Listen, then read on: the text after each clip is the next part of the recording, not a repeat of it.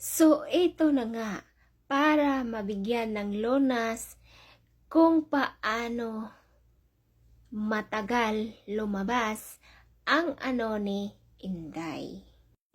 Alam nyo, sa totoo lang, number 1 ito na problema ng mga babae. Lalo na kung yung kasama nila ay nagmamadali.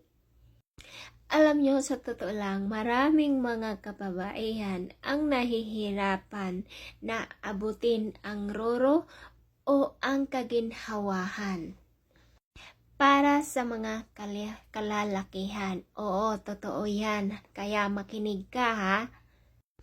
Alam nyo ba, ang tunay na average ay umaabot ng 20 minuto o higit pa. At hindi pa dyan kasama ang foreplay ha. Tandaan mo yan, hindi kasali sa 20 minutos ang nabanggit ko.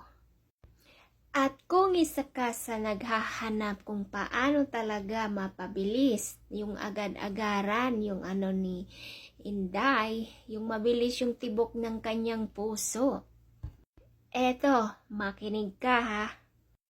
Una ay foreplay. Kailangan mong gumastos ng 10 minuto para maglaan ng foreplay. Bago makarating sa paroroonan, kailangan mong gamitin ang iyong hintuturo. Kailangan mong gamitin ang iyong mga kamay habang naglalaro ka. At syempre, kailangan mo rin ibuka ang inyong mga bibig. Dahil isa yan sa pinakagusto ni Inday, lalong-lalo na kung dahan-dahan mo itong ginagawa, tapos kasama na dyan ang niyan. Lalong-lalo na kapag sinabay mo yung dalawang nabanggit ko, tiyak na wala ng talo si Inday doon. Doon pa lamang ay mag-uumpisa ng mag-sparkle si Inday, yung basa-basa ba. Pangalawa, alamin mo kung ano yung gusto niya. Alam nyo ba na ang babae ay naiiba? Alamin mo kung ano yung gusto niya para mag-ingay siya.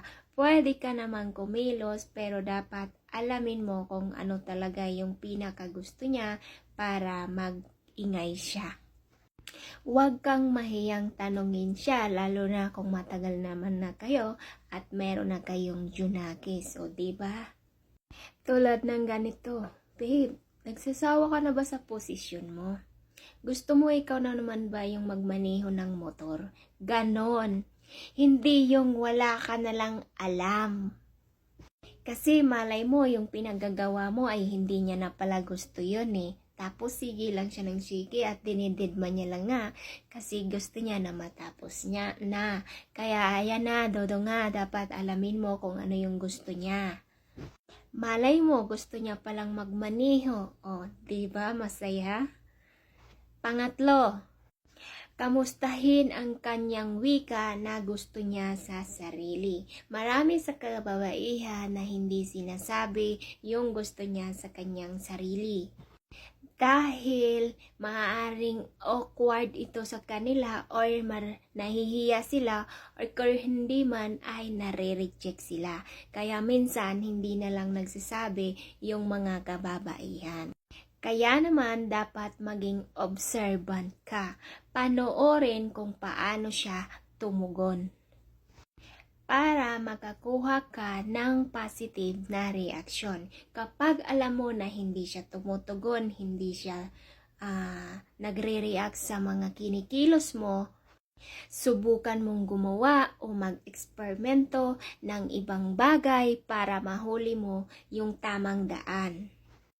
Alam nyo mga kabs, sa totoo lang, mararamdaman nyo iyan, di ba? Kapag naririnig nyo ng yung mga tunog. So, isa yan sa response niya na happy siya sa mga ginagawa mo habang nagtatrabaho ka or sa ginagawa mo sa kanya. You know what I mean.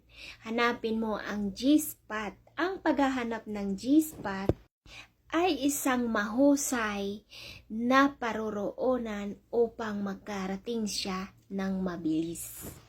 Eto pa, pumasok sa tamang posisyon para sa tama ng iyong laki. Para sa iyo, kung nasa tamang laki or nasa tamang pagtatapos lang yan, kakailanganin mong makahanap ng isang posisyon para magbibigay ng daan sa isang stagflation na ang G-spot. So, alam ha, ayan na, Kabs, alam mo na ha. Alam nyo, sa totoo lang, marami pang paraan, marami pang techniques kung ikaw talaga ay marunong. Pero yan lang ang maisi-share ko sa inyo. Oh, ano pa?